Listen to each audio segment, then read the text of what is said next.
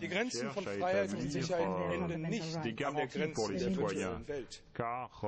Hat in seinem Bericht Rechnung getragen.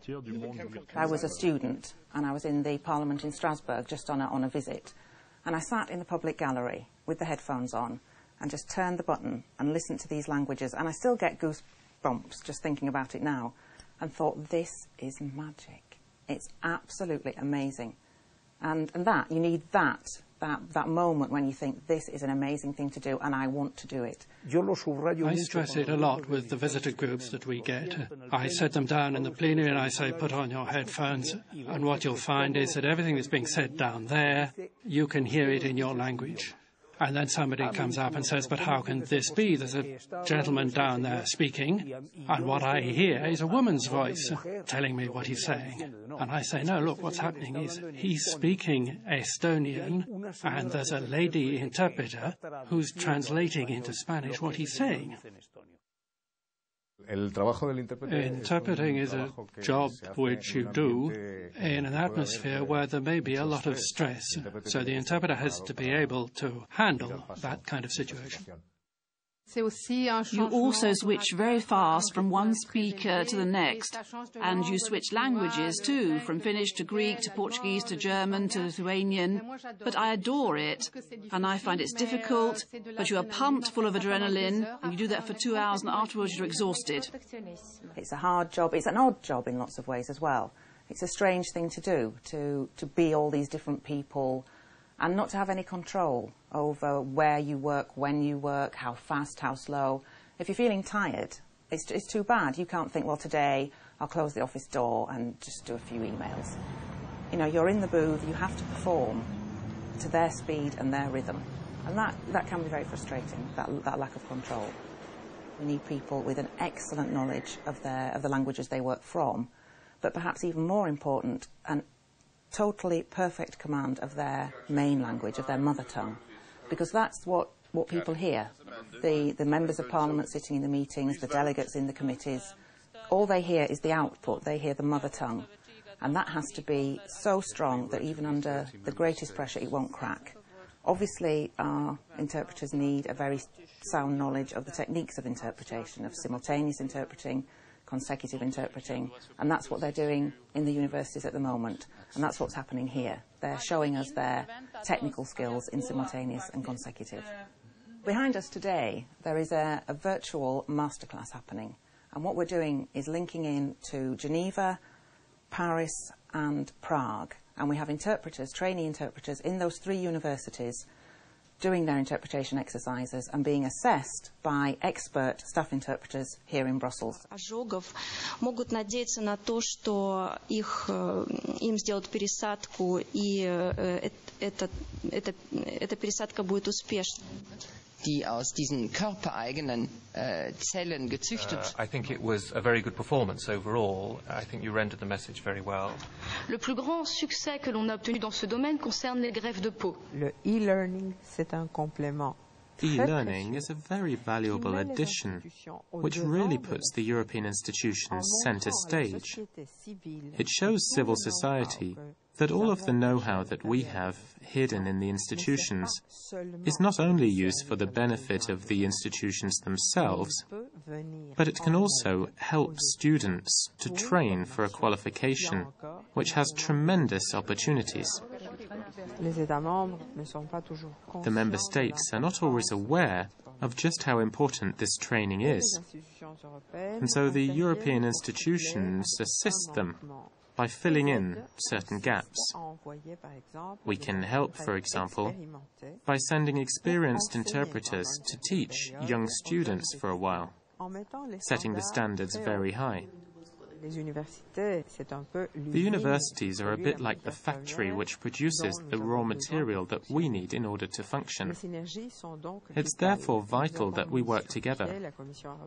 The European Commission and the European Parliament have set up the EMCI, the European Masters in Conference Interpreting.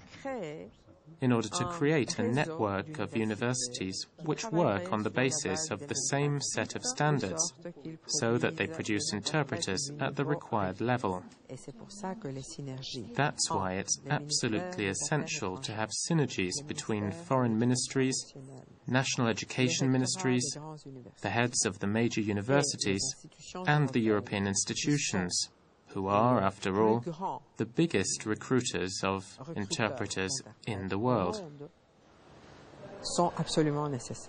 Really, simultaneous is the most difficult skill of all to learn. Consecutive has its own difficulties, but at least there you hear the entire speech before you have to interpret it, so you know what that person has said, you know where it's going, you know the conclusion. In simultaneous, you just have to follow with it. And the speed in simultaneous can often be one of the most difficult things to keep up with. Before the Second World War, there weren't any interpreting booths, and so the consecutive we do now is the same as then. It doesn't require technical equipment. The speaker delivers his speech of between 5 and 8 or 9 minutes.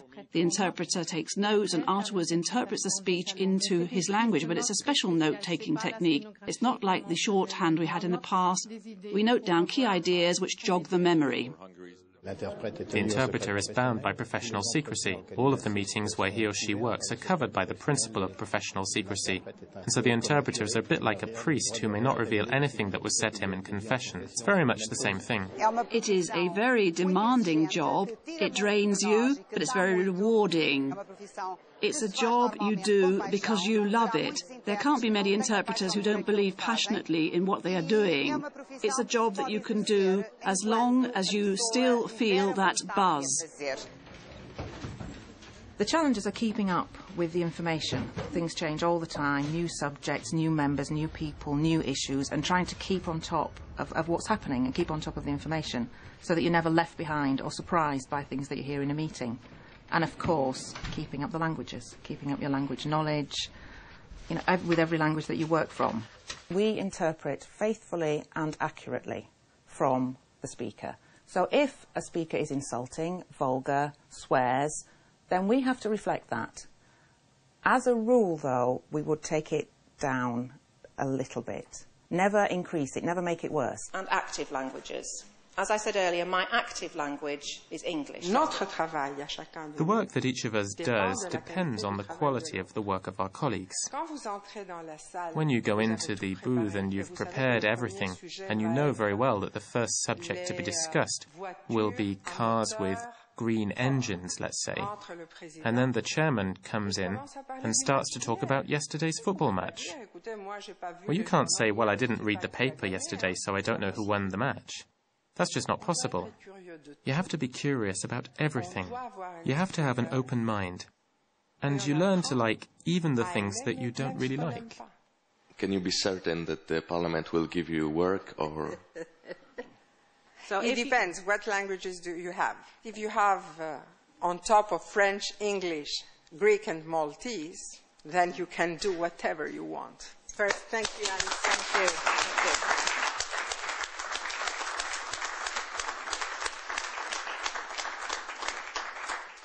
You get to be a part of history in the making, if you want to put it in those terms.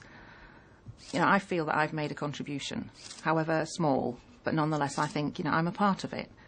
And I've been to the most amazing places, seen things, heard things that I really never thought I would. No, wait. No Tibetan. You have to want to communicate. You've got to understand the meaning of speech and of movement. And it's that urge to communicate that we really look for. That spark in a student is what we're looking for. So at that time, we could no longer imagine to return back to a single language environment. It's really enriching to have all these different cultures, communities, languages in here. We learn the one or the other as time goes by. It's a positive experience. It's a challenge to make it happen every day, but we like it, we love it, and I think we couldn't imagine to go back to where we were before.